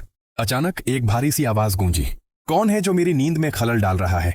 हंजू ने जवाब दिया, मैं वेल रेस्टेड वेलर हूं, मार्गरेटा को आजाद कराने आया हूं। आवाज हंसी, एक मामूली इंसान, तू मुझे चुनौती देगा? पागल है क्या? मेरी ताकत तेरी सोच से बाहर है। फिर उसने आदेश दिया, मेरी नजरों से दफा हो जा। लेकिन उसकी हैरानी यह थी कि वह हानजू की आत्मा निकाल ही नहीं पा रहा था। उसे समझ ही नहीं आया कि यह इंसान मर क्यों नहीं रहा। हंजू ने दानवी सत्ता को फटकारते हुए कहा, मार्गरेटा को छोड़ दो और मुझे अपनी जगह ले लो। दुश्मन गुर्राया, मैं किसी इंसान से आदेश नहीं लेता, मैं आत्माएं निगलता हूं, मुक्त नहीं करता। हंजू समझ गया कि यह तो बड़ा चालाक खिलाड़ी है, तो उसे भी वैसे ही खेलना होगा। वह बोला, मैं गॉस्पेल ऑफ द 7 डीमंस पढ़ चुका हूं। मैंने वो किताब डेथ स्मैशर से सीधे खरीदी थी, अपने कुत्ते तक को दे दिया उसके बदले। और वह दानव तो शायद अब भी वह किताब सस्ते में दूसरे साधुओं को बेच रहा होगा। अगर तू ज्यादा समय लगाएगा तो तेरे सारे राज दुनिया में फैल जाएंगे, हानजू ने चेतावनी दी। ये बात लग गई। दुश्मन मान गया, लेकिन एक शर्त रखी। तुरंत हानजू के सिस्टम में एक नई क्वेस्ट पॉपअप हुई, सभी उन डेमन किंग्स को मारो जिन्हें विनाशकारी मृत्यु की शक्ति मिलती है। हानजू यह पढ़कर चौंक गया। यह काम उसकी ताकत से कहीं ऊपर था, इसलिए उसने दानवी सत्ता से कहा, इतना बड़ा टास्क मैं नहीं कर सकता, कुछ और शर्त रख ले, मैं इतना ताकतवर नहीं हूं। बातचीत करने की जगह उस परछाई जैसे जीव ने खुद ही अपना कुछ काला जादू उसे दे दिया, बस इतना कि वो अपना काम पूरा कर सके। डर के मारे हानजू को लगा कि अब तो वो गया काम से। वो चिल्लाया, ये तो हमारी डील नहीं थी।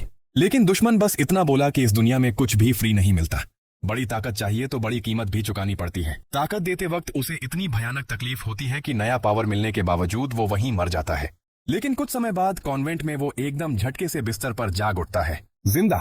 उसे तुरंत याद आता है कि वो जिस आर्टिफैक्ट का इस्तेमाल कर रहा था उसी की वजह से उसे दूसरा मौका मिला है। ये समझते ही वो खुशी से पागल हो जाता है। अब उसके पास नेक्रोमेंसी का टॉप टियर पावर है, पूरी अनडेड की फौज चलाएगा। और सबसे बड़ी बात, गेम में अकेला वही है जिसके पास ये क्षमता है। थोड़े ही समय में वो लीडर बोर्ड पर नंबर 1 पर पहुंच जाता है। उसे लगता है अब आखिरकार दुनिया उसे पहचान देगी। उसी जश्न के बीच वेलपरगस उससे मिलने आती है, रोते हुए कहती है कि उसने उसकी आवाज सुनी थी और उसे जागा देखकर चैन मिला। वेलपरगस बताती है कि रिचुअल के बाद वो बेहोश हो गया था, इसलिए वो उसे अपने कमरे में ले आई। अब जब वो ठीक है, वो उससे कहती है, ऐसी हरकत दोबारा कभी मत करना। वो बहुत डर गई थी। हानजू उसका हाथ पकड़कर माफी मांगता है और वादा करता है कि वो फिर ऐसा कुछ नहीं करेगा। बात खत्म होते ही दोनों देखते हैं कि बाहर कोई हंगामा हो रहा है। तभी एंजेला दौड़ती हुई आती है और कहती है, तो तुम आखिर जाग गए? लेकिन सिर्फ तुम ही नहीं। सब समझ जाते हैं कि बाहर शोर किस वजह से है।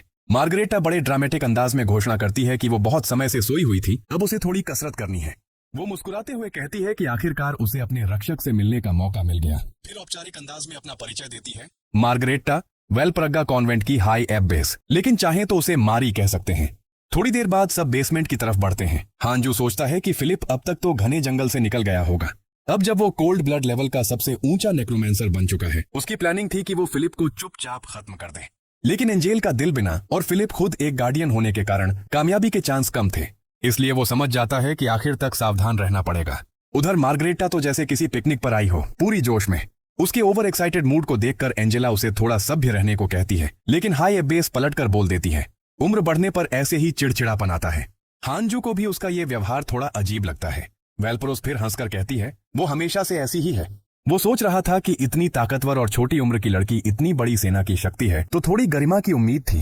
तभी मार्गरेटा उनकी तरफ देखकर चुटकी लेती है, ओहो, तुम दोनों तो काफी करीब लग रहे हो। वेलपोर्गा ने समझाया कि उस दरवाजे के पीछे उनका अंडरग्राउंड आर्मरी है, जहां तरह तरह के हथियार और जादुई सामान भरे पड़े हैं। वो बोली, यहाँ की कई चीजें सिर्फ हथियार नहीं, मैजिकल भी हैं। तुम्हारे जैसे भाड़े के योद्धा के लिए तो यह खजाना ही है। हानजू ने आभार जताया तो मार्गरेटा ने तुरंत मुस्कुराकर कहा, थैंक यू बोलना है तो मुझे एक गेट पर ले चलो। ये सुनकर एंजेला तो तमतमा गई, लेकिन मार्गरेटा ने कंधा उचकाकर कहा कि इसमें गलत क्या है। खैर, उसने सही गियर की चाबी घुमाई और दरवाजा खोल दिया। हानजू को पूरा भरोसा था, ये सब हथियार मिल जाए तो फिलिप का कोई चांस नहीं बचेगा। थोड़ी देर बाद हानजू अस्तबल में अपने घोड़े से मिलने पहुंचा। अब जब वो पूरा लैस था, फिलिप से भिड़ने का जोश चरम पर था। लेकिन तभी वेलपरोस आ गई। वो बोली, तुम सच में बिना अलविदा कहे चले जाते, और उसे एक आखिरी राइड पर साथ चलने को कहा। रास्ते में वेलपरोस बोली कि भले ही उनकी दोस्ती नहीं हो, लेकिन उसे ऐसा लगता है जैसे वो उसे बरसों से जानती हो। उसने याद दिलाया ऑर्क्स के खिलाफ उनकी लड़ाई, हेक्सैक्स के घात से उसे बचाना और हाई एप बेस को बचाने में उसका योगदान। इन सब के कारण वो उसके लिए बेहिसाब आभारी थी। कुछ देर बाद उसने पूछा, तुम्हें कोई जिज्ञासा नहीं है? हानजू ने अनजान बनते हुए कहा, किस बारे में? वेलप्रोस हंसकर बोली, सीधे क्यों नहीं कहते? तुम जानना चाहते हो ना हेलमेट के अंदर मेरा चेहरा कैसा है? हांजू ने माना कि क्योंकि वो हमेशा हेलमेट पहने रहती थी, उसे लगा कोई खास कारण होगा, इसलिए उसने कभी पूछना ठीक नहीं समझा। वेलप्रोस ने धीरे धीरे बताया कि उसके चेहरे पर एक बड़ा निशान है, एक श्राप का निशान। उसे खुद नहीं पता कि वो कौन सा श्राप है। उसका चाचा हमेशा कहता रहा कि लोग ये निशान नहीं देखना चाहिए, इसलिए उसे पूरी उम्र हेलमेट के पीछे छिपाया गया। लोग मुझे बदसूरत नाइट कहते हैं, बिना असली कहानी जाने। फिर वो बोली कि भले ही वो किसी को चेहरा नहीं दिखाती, लेकिन उसे हांजू को अपवाद मान रही है। वेलप्रोस थोड़ा नर्वस थी, जैसे पहली बार कोई राज खोल रही हो। जैसे ही उसने हेलमेट हटाया, हांजू ने पहली बार उसका चेहरा देखा। तो कैसी लगती हूँ? वेलप्रोस ने शर्माते हुए पूछा। कुछ तो बोलो। हांजू पूरी तरह सन्न। उसने माफी मांगी और जल्दी से बोल पड़ा, तुम बहुत खूबसूरत हो। उसे याद आया कि यहाँ की काउंटेस तक अपना चेहरा नहीं दिखाती थी, इसलिए उसका इतना चौंकना जायज था। फिर वेलप्रोस ने कहा कि उसके पास उसके लिए कुछ है। उसने अपने परिवार बायरन का कीमती खजाना उसे सौंप दिया। हांजू हैरान, इतनी कीमती चीज मुझे क्यों? वेलप्रोस ने नरमी से कहा, ये एक निशानी है, जब तक ये तुम्हारे पास है मैं हमेशा तुम्हारे साथ हूँ। हांजू ये सुनकर भावुक हो गया। वो समझ गया कि वेलप्रोस चाहती है कि वह उसे हमेशा याद रखे। उसने कहा, मैं इस खजाने का बहुत अच्छे से ख्याल रखूंगा। वेलप्रोस मुस्कुराते हुए बोली, ये वादा रहा। इतना कहकर हांजी वो ने अलविदा कहा। उसने कहा, मुझे अब निकलना होगा। चाहो तो तुम पहले जा सकती हो। नहीं, तुम पहले जाओ। दोनों कुछ क्षण तक ऐसे ही एक दूसरे को आगे बढ़ने के लिए कहते रहे। फिर आखिरकार हंसते हुए सच में विदा ले ली। कुछ देर बाद रास्ते में चलते हुए हांजू हर बात को सोच रहा था। उसे लगा वेलप्रोस के साथ रोमांटिक रूट लेना इतना बुरा आइडिया भी नहीं है। लेकिन तभी उसकी सोच एक भयानक बदबू से टूट गई। उसने देखा जमीन पर कई गिरे हुए योद्धा पड़े थे। दृश्य देखकर उसने समझा कि यहीं फिलिप और पजिमुट के बीच लड़ाई हुई थी। इसका मतलब वह सही रास्ते पर था। हांजू ने एक जादू किया और पूरे इलाके की स्कैनिंग की। स्कैन के बाद उसे बहुत दिलचस्प चीजें मिली। उसने अपना नेक्रोमैंसर पावर एक्टिव किया और पल भर में सारे मृत योद्धा उठ खड़े हुए, उसके वफादार गुलाम बनकर। तुम लोगों का पहला मिशन, हांजीबू ने आदेश दिया। चारों तरफ फैलो और फिलिप का कोई भी सुराग ढूंढ कर लाओ। फिर उसने एक महिला मृत सैनिक की ओर इशारा किया, और तुम सभी फैले हुए सैन्य यूनिफॉर्म इकट्ठे करके लाओ, वो मुझे बहुत काम आएंगे। इधर बैटलफील्ड से दूर एक छोटे से कस्बे में फिलिप अपने कुछ सैनिकों के साथ था। वो अब भी अपने चाचा की गद्दारी पचा नहीं पा रहा था और सिर्फ बदला लेना चाहता था। वो खाने पर टूट पड़ा, जबकि सैनिक ने याद दिलाया कि ये इमरजेंसी के लिए है। लेकिन स्वार्थी फिलिप को कोई परवाह नहीं। तभी अचानक कोई आया और बोला कि वो काफी देर से उसे ढूंढ रहा था। वो था प्रोटागोनिस्ट, जिसने अपना परिचय दिया। मैं हूं भाड़े का योद्धा, वेलोरस्टेड वेलर। याद है मुझे, प्रिंस? फिलिप ने उसे तुरंत पहचान लिया। उसका सैनिक सावधान करता रहा कि हालात खतरे वाले हैं, लेकिन फिलिप ने उल्टा उसे ही मार दिया। वो घमंड से बोला, ये भाड़े का योद्धा मुझे बचाने आया है, कीड़े मकोड़ों जैसे तुम लोग इसके सामने कुछ भी नहीं। और उसने अपने सैनिकों को निकाल बाहर कर दिया। फिलिप दौड़कर हांजू के पास आया, लगभग उससे चिपकते हुए, मुझे बचाओ, मैं लौटकर तुम्हें बड़ा इनाम दूंगा।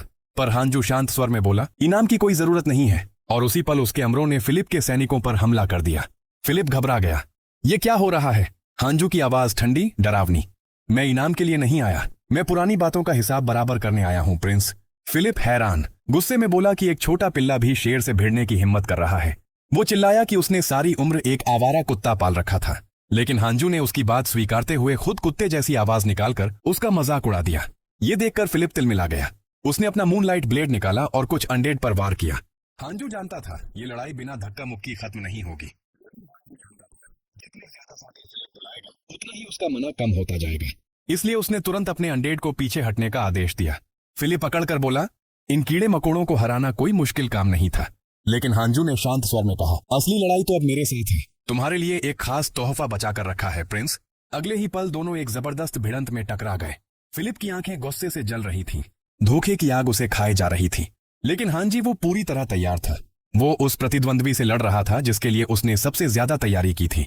उसे देखकर हांजू सोचने लगा, ये तो इलेक्टोरल स्वॉर्ड है, वही तलवार शैली जिसे मैं खुद कभी सीखकर गर्व महसूस करता था। उसकी एलिगेंट पुरानी स्टाइल की खूबसूरती के पीछे छिपी रहती है एक घातक काउंटर अटैक की तलवार, जो सिर्फ स्टील इलेक्टर ही चला सकता है।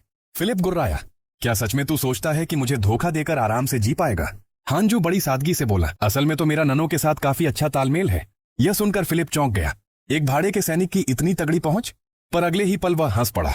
मुझे उन धार्मिक लड़ाकों से जरा भी डर नहीं लगता। फिलिप ने फिर हमला किया, लेकिन इस बार भी हांजू ने उसे बेहद आसानी से रोक लिया, जिससे फिलिप का गुस्सा और भड़क उठा।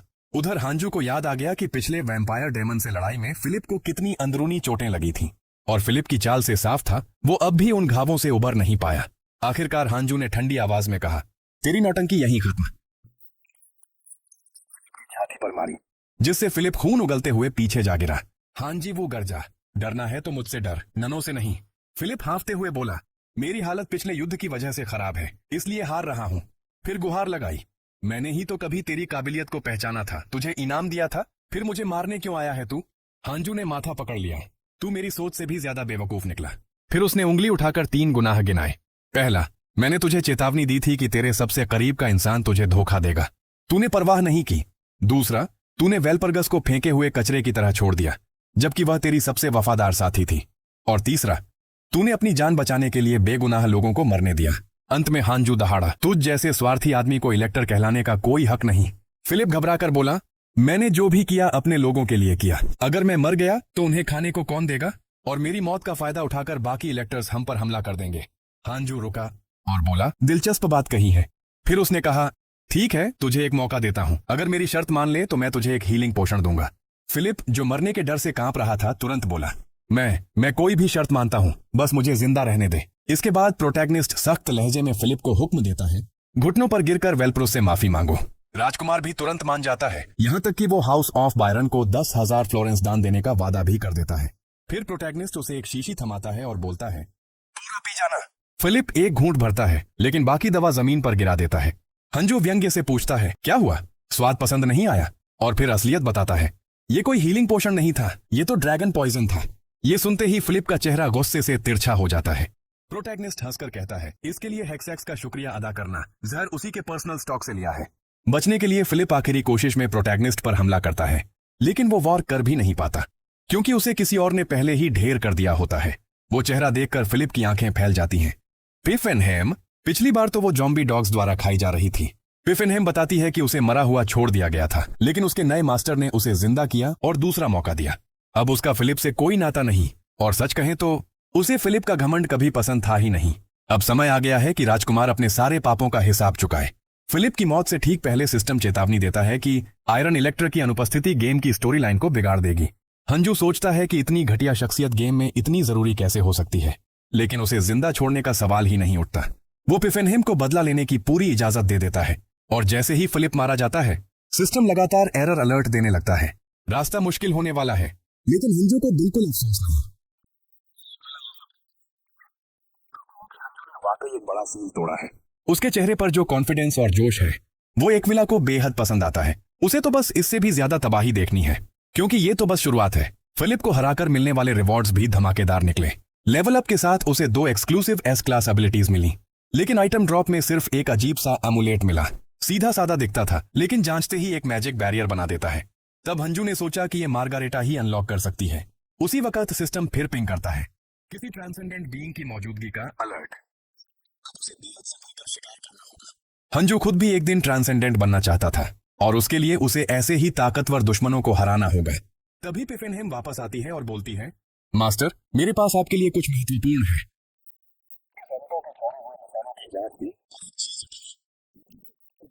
लगता है मिशन का मेन रिवॉर्ड यही है। इसकी चमक ही अलग लेवल की है। इसके बाद उसने पूछा, वो दूसरा काम भी निपटा दिया? पिफेनहेम ने सिर झुकाकर बताया कि उसने फिलिप के सभी सैनिकों को पिज्जा म्यूट फैक्शन के कपड़े पहना दिए हैं, यानी सबको दानवों जैसा भेस मिल चुका था। इस बीच एक आदमी जान की भीख मांग रहा था।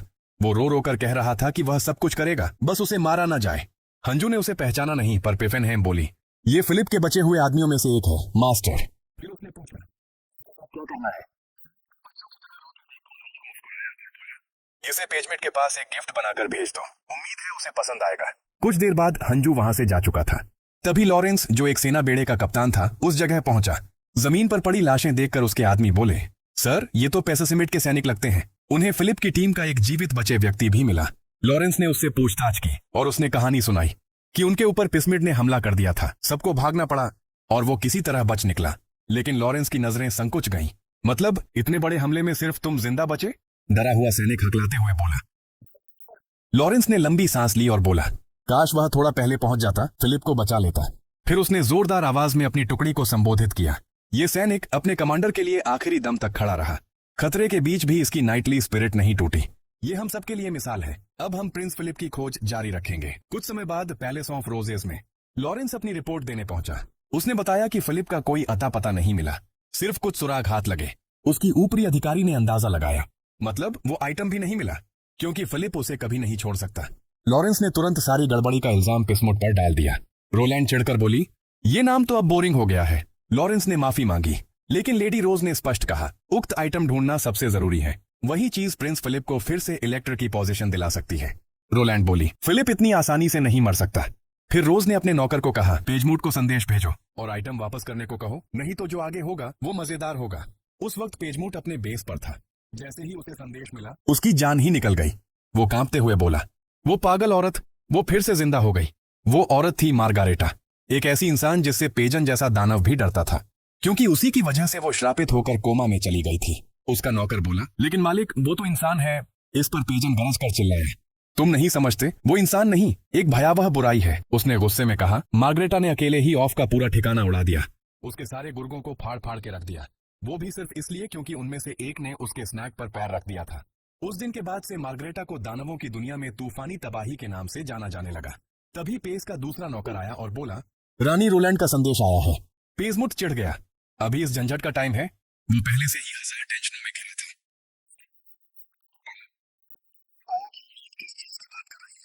किस आइटम की मांग कर रही है, उसे कोई आइडिया ही नहीं था। बस फिर क्या, पेजमुट तिलमिला उठा। अब उसके पीछे एक पागल रानी पड़ी थी, कोई ऐसी चीज मांग रही थी जो उसके पास है भी नहीं। नौकर ने सोचना शुरू किया, आखिर रोलैंड को क्यों लगा कि वो आइटम उनके पास है। उन्होंने तो कुछ लिया भी नहीं था, बल्कि फिलिप का पीछा करते करते हेक्सैक्स तक खो दिया था। नौकर ने कहा, यह सब कुछ गड़बड़ लग रहा है।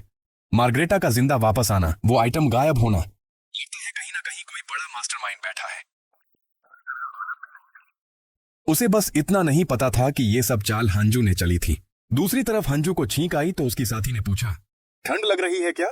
नहीं, बस कोई अजीब सी गंध आई, हंजू बोला। चलते चलते पिफनहाइम पूछने लगी, मास्टर, फिलिप के शरीर का क्या करने वाले हैं? हंजू खुद भी नहीं जानता था, क्योंकि उसकी नजर तो अभी एक ही चीज पर थी, स्वर्णिम शाही दस्तावेज। फिलिप का शरीर प्लस शाही दस्तावेज। अब उसे लगता था कि वो दुनिया को अपनी मुट्ठी में कर सकता है। पिफनहाइम खुशी से बोली, मेरे स्वामी की उम्र लंबी हो। कुछ समय बाद दोस्तों का एक छोटा सा ग्रुप घर लौट रहा था। सोच रखा था कि पहली सराय में पहुंचते ही ढांसू पार्टी करेंगे, पर तभी एक तीर आकर एक आदमी के सीने में धंस गया। बाकी साथी कुछ कर ही नहीं पाए। झाड़ियों से डाकुओं का झुंड निकला और उनकी गाड़ी पर धावा बोल दिया, लेकिन वो भी हार मानने वाले नहीं थे। अपने गिरे साथी का बदला लेने के लिए भिड़ गए। डाकू सरदार हंसकर बोला, रोलैंड को माल बेचकर खूब कमा रहे हो ना? वो आगे बढ़ा, व्यापारी को निःशस्त्र किया और दीवार से चिपका दिया। हंसते हुए बोला, भाग जा वल्पेरगस के पास, चाहे तो उसके चाचा को भी बुला ले। उसी वक्त वल्पेरगस अपने प्रिय हांजू के साथ प्राइवेट टाइम बिता रही थी। उसने हांजू के चेहरे पर एक दाग देखा और प्यार से करीब आकर पहुंचने लगी। और तभी मार्गरेटा दरवाजा फाड़कर अंदर घुसी, जैसे किसी जानलेवा खतरे में हो। उसकी अचानक एंट्री से हांजू और वाल्पेरगस दोनों चौंक गए, और खुद मार्गरेटा भी सीन देखकर हक्की बक्की रह गई। पहली बार मार्गरेटा ने वाल्पेरगस का चेहरा बिना हेलमेट के देखा था। थोड़ा पानी पीकर जब वो शांत हुई तो बोली, मैं तो सच में डर के मारे हार्ट अटैक खा लेती।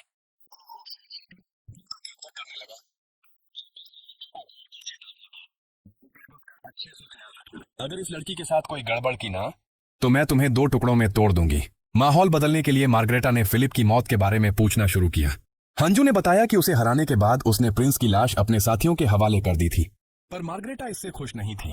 फिलिप तो मेरा टारगेट था, मुझे ही उसे खत्म करना चाहिए था। हंजू ने मन ही मन सोचा, शुक्र है वो पहले ही मर गया, वरना ये मिली होती तो पता नहीं क्या कर देती। उसे शांत करने के लिए हंजू ने कहा, मेरे पास तुम्हारे लिए एक गिफ्ट है।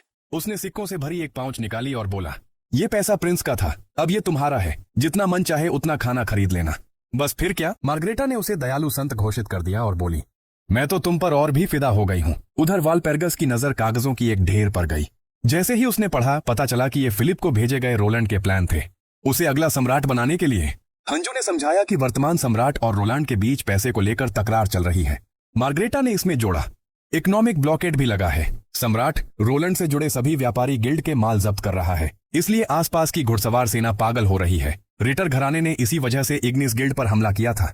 उसने ये भी बताया कि वाल्पेरगस इस सब के दबाव में अंदर ही अंदर टूट रही है। वाल्पेरगस खुद नहीं चाहती थी कि हंजू को यह सब पता चले, लेकिन हंजू ने पूछा, आखिर हो क्या रहा है? फिर मजबूर होकर उसके साथियों ने उसे सब सच बता दिया। कुछ समय बाद हंजू समझ गया कि मामला कितना उलझ चुका है। उसे अंदाजा भी नहीं था कि सम्राट का आर्थिक नाकाबंदी इतना बड़ा युद्ध भड़का देगी। सीधे बायरन के इलेक्टर तक से टकराव हो गया। सोच में डूबा था कि तभी वाल्पेरगस मिलने आई। वो बोली, कृपया तुम जो सुने हो उसे भूल जाओ, मैं नहीं चाहती कि तुम मेरे परिवार के झंझटों में फंसो। लेकिन हंजू ने साफ कहा, मैं आंखें बंद नहीं कर सकता, मैं तुम्हारी मदद करना चाहता हूँ। वाल्पेरगस ने मनाया, ये मामला तुम्हारे बस का नहीं है, मैं अपने दूसरे साथियों से मदद ले लूंगी, तुम चिंता मत करो।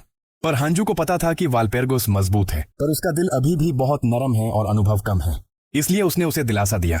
हाँ, ये सच है कि मैं तो बस एक साधारण भाड़े का सैनिक हूँ, लेकिन इसका मतलब ये नहीं कि मैं कुछ कर ही नहीं सकता। मैं तुम्हारी मदद करूंगा, चाहे कुछ भी हो। कहा, मर्सनरी भी किसी दिन काम आ सकते हैं। उसकी बात सुनकर उसकी दोस्त मुस्कुरा उठी। उसे अच्छा लगा कि इतना टेंशन वाला माहौल होने के बाद भी हांजू मजाक कर पा रहा था। लेकिन हांजू बोला कि उसे आज कुछ ज्यादा ही कॉन्फिडेंस महसूस हो रहा है। वाल्पेर्गोस को समझ ही नहीं आया कि वो किस बात की धुन में है। अगले दिन हांजू बहुत सुबह सुबह उठ गया, सीधे कॉन्वेंट की तरफ निकला और बिना किसी चेतावनी के मार्गरीटा के कमरे का दरवाजा धड़ाम से खोल दिया। बेचारी मार्गरेटा तो खाना खा रही थी। हांजू बोला, मुझे इंतजार नहीं करना था, मेरे पास फिलिप का एक मैजिकल आइटम है, लेकिन ये खुल नहीं रहा। अगर तुम इसे अभी खोल दो तो तुम्हें इनाम मिलेगा। बस फिर क्या? उच्च अब्बस की जिज्ञासा जाग गई। वो बिना एक पल सोचे बोली, लाओ अभी खोल देती हूँ। कुछ देर बाद हांजू ने दस्ताने जैसी चीज देखी और पूछा, ये किस काम की है?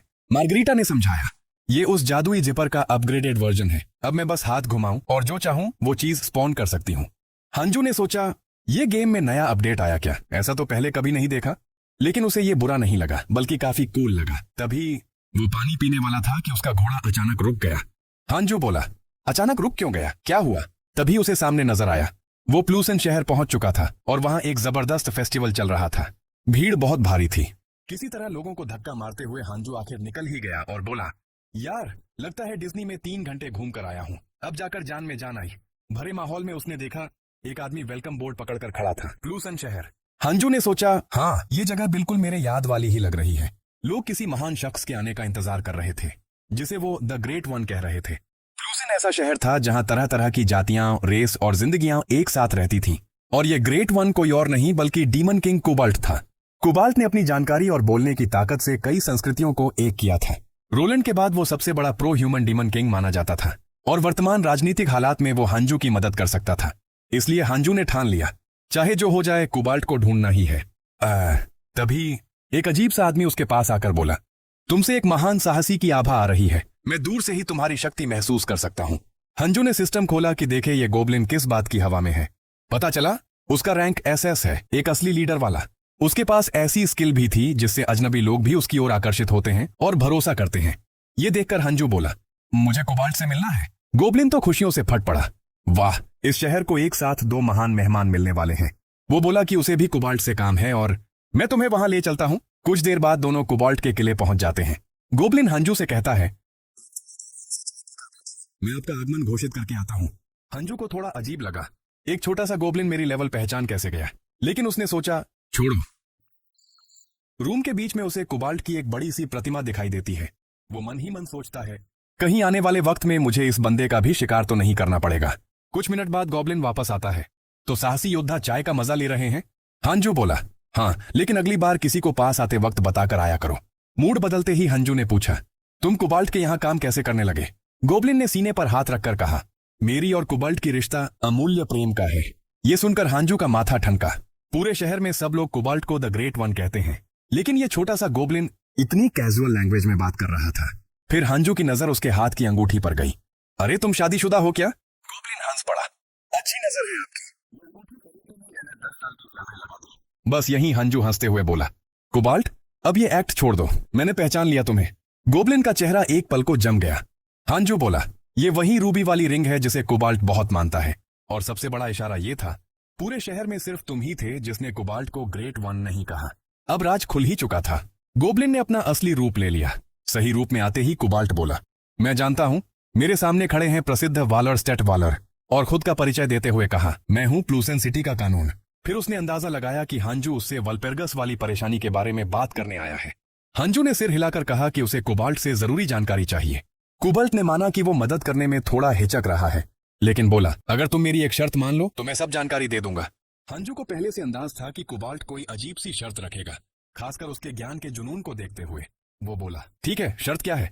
और तभी हांजू के होश उड़ गए, क्योंकि कोबाल्ट ने बहुत ही सिंपल बात कही, मैं वेलोरेस्ट वेलर का दोस्त बनना चाहता हूँ। उसने बताया कि वेलर अभी हर जगह चर्चा में है। हेक्साक को हराने के बाद उसकी प्रसिद्धि और बढ़ गई।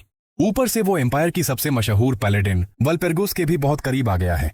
यहाँ तक कि लोगों में ये भी चर्चा है कि वेलर और वाल्पेर्गस के बीच कुछ चल रहा है।